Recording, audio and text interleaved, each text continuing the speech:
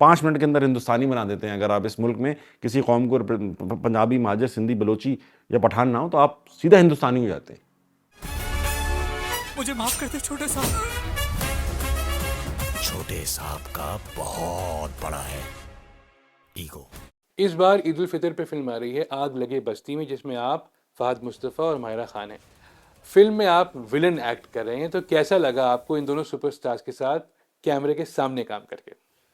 मैं बहुत एक्साइटेड था इस वजह से, क्योंकि एक तो दोनों सुपरस्टार्स हैं, लेकिन इन रियल लाइफ वो they do not conduct themselves as superstars. They are very humble, down to earth, and they want everybody to do well. ये एक्साइटेड हो रहे थे देखकर, यार ये नए लड़के तो बहुत अच्छा कर रहे हैं, डर नहीं लग रहा था। और फिर मुझे भी था कि मैं इतने अरसे से टीवी पे काम कर रहा हूँ, अगर अब मैं यहाँ पे एवरेज काम करूंगा, जो टीवी पे 4 साल 5 साल इज्जत बनाई वो भी तेल हो जाएगी। जो स्क्रिप्ट मिल गई थी पहले से हमें, मैं उसको याद करके जाता था, दोस्तों को सुना के जाता था कि यार मैं इस तरह बोलूँगा, बेगम को सुना के जाता था यार इस तरह करो, इन सबको मैं दिखा के जाता था ऐसे करूँगा, तो ये बताते थे नहीं ये ओवर लग रहा है। बहुत वेल प्रिपेयर्ड गया था सेट के ऊपर। उमूमन जो है नॉन एक्टर्स जो हैं वो अपनी कंफर्ट जोन से नहीं निकलते। जो कॉमेडियन होता है वो कॉमेडी कर रहा होता है, लेकिन आप इस फिल्म में विलन बन रहे हैं। मैं असल में जो कॉमेडी भी करता हूँ, अगर आप कभी स्टैंड अप मेरा सुनेंगे तो मैं I am not that very animated comedian. मैं बड़ा स्ट्रेट फेस कॉमेडियन हूँ, ऐसा लगता है कि कोई सीरियस बात कर रहा होगा ये, इसीलिए वो ज़्यादा फनी भी लगता है कि जब स्टैंड अप कॉमेडी के अंदर बंदा इतना सीरियस दिखे और बात ऐसी फनी कर दे तो उसका इम्पैक्ट बहुत ज़्यादा पड़ता है। अब इस फिल्म की सबसे खास बात ये है कि सब एक्टर्स हैं, मैं I was suppose to be a comedian, मगर मैं सबसे सीरियस हूँ इस फिल्म में।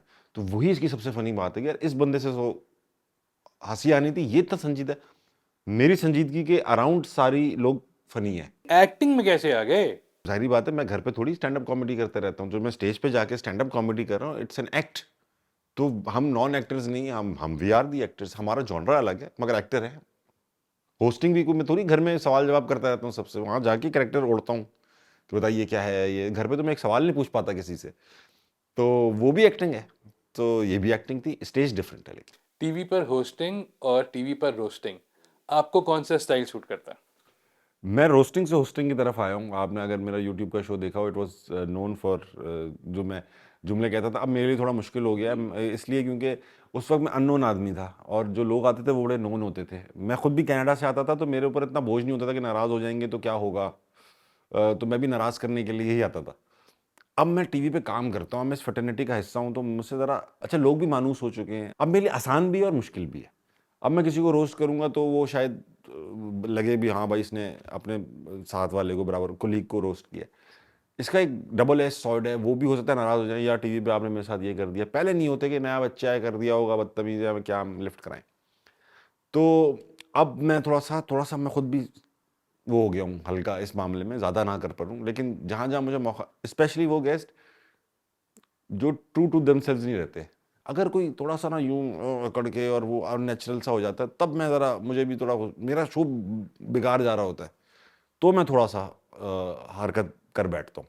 एक ज़माना था कि अनवर मकसूद और मुइन अख्तर जो थे वो मिज़ा मिज़ा में सियासत की बात कर जाते थे, लेकिन आपके ख्याल में आजकल के ज़माने में ये कितना मुश्किल हो गया? अच्छा, वो मसला ये था कि वो ना जब कर रहे थे तो पक्की उम्र के हो चुके थे, बड़ी उम्र के। अनवर साहब के बाल सफ़ेद थे, मोइन साहब, उस ज़माने में लेजेंड्स को लेजेंड माना भी जाता था, टैलेंट को टैलेंट माना जाता था। अभी क्या, मेरे बाल इतने सफ़ेद नहीं हुए, तो वो मेरी बात जो है ना वो उनको लगती है, अरे यार ये सख्त लग जाती है। अक्सर कॉमेडी में कई शिकायतें हुई हैं मेरी पॉलिटिकल उनसे हलकों से। बड़े घर से शिकायत नहीं हुई अभी तक, या हुई तो मुझे पता नहीं चला, लेकिन पॉलिटिकल हलकों से शिकायतें हुई हैं और वो इदारे से करते हैं शिकायतें। इदारा समझा लेता है उन्हें, वो मान भी जाते हैं। मुझे जितनी जितनी पॉलिटिकल करेक्टनेस लोग कमेडियन से एक्सपेक्ट करते हैं ना, उतनी अगर पॉलिटिशियन से एक्सपेक्ट करेंगे ना, ज़्यादा बेहतर होगा। उनका काम आसाना नहीं है, वो क्यों हंसा रहे हैं, उस पर क्रिटिसाइज़ कीजिए ज़्यादा। पैदा आप कराची में भी रहते, आप लाहौर में हैं। एक कराची और लाहौर का जो है चलता ही रहता है, तो उसमें आप अपने आप को कहाँ रखते हैं, देखते हैं? हम पैदा हुए जिस शहर में पैदा होते हैं वही वतन होता है आपका। जब हम पाकिस्तान छोड़ के भी गए तो हम कराची छोड़ के गए थे, क्योंकि हम तो कराची में रहते थे, वही हमारा पाकिस्तान था उस वक्त।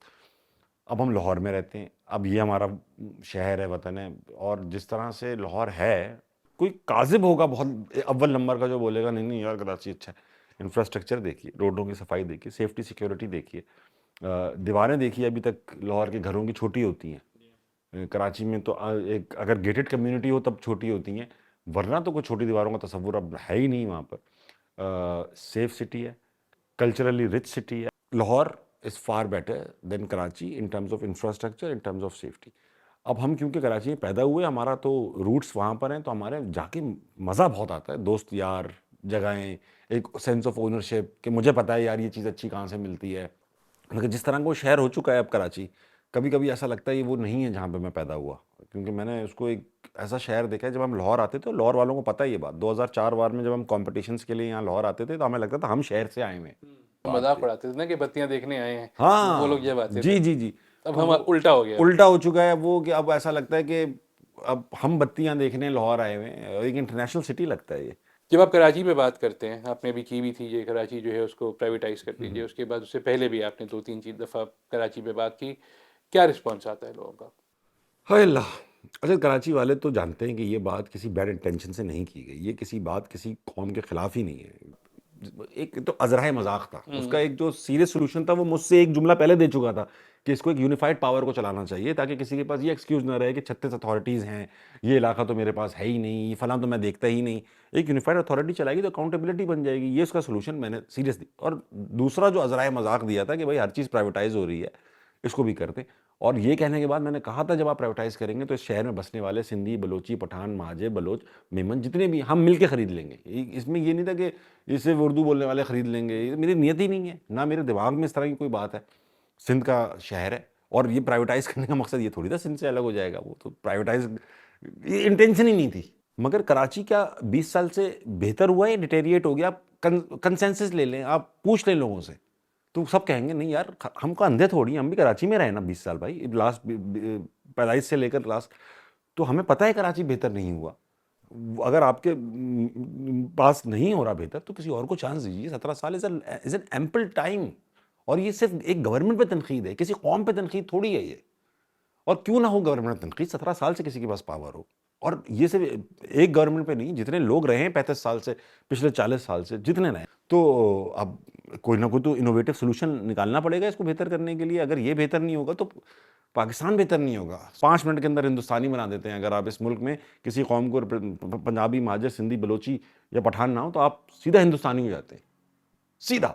मुझे ये बुरा लगा कि यार ये क्या बात हुई, पैदा हम यहीं हुए हैं, हमारी नाल यहीं दफन है, हमारा अब्बा यहीं दफन है, हम पढ़ाई यहीं की, नौकरी यहीं की, बच्चे यहीं पैदा हुए हैं, हम कैसे हिंदुस्तानी हो गए यार? और सबसे ज़्यादा हिंदुस्तानी कौन बजाता है जब जंगें होती हैं? हम बैठ के टीवी बजा रहे होते हैं, जबकि हमारी नानी, खाला, मामू सब हिंदुस्तान में रहते हैं और बलाए ताक रख के इस बात को कि वो हिंदुस्तान में रहते हैं। हम मुल्क के लिए इंडिया के ऊपर जोक्स करते हैं, अपने शो में करते हैं, इंडिया की टीम का मजाक उड़ाते हैं। हम कैसे हिंदुस्तानी हो गए भाई? आपको देखकर जो बहुत सारे नौजवान स्टैंड अप कॉमेडी में आना चाह रहे हैं, आप उन्हें क्या मशवरा देंगे? And try and be financially independent before you choose this option, because Pakistan is not paying well for to stand up comedians. यहाँ पर पैसे नहीं है, असल में बुलाते भी हैं तो ऐसे ज़्यादातर लोग तो कहते हैं एक्सपोजर के लिए बुला रहे हैं। मैं 33 साल की उम्र तक, बल्कि हाँ इससे भी ऊपर, नौकरी की, पढ़ाई की, 2 डिग्रियाँ ली, 2 बच्चे पैदा किए, शादी की। जब ऐसा इंडिपेंडेंट हो गया कि अब मुझे कोई कुछ कह नहीं सकता कि मैं क्या करूँ, तब जाके ये काम किया मैंने भाई। तो पहले नौकरी वोकरी करें, पढ़ाई वढ़ाई कर लें, जितनी पढ़ाई करेंगे उतनी स्टैंड अप कॉमेडी अच्छी होगी।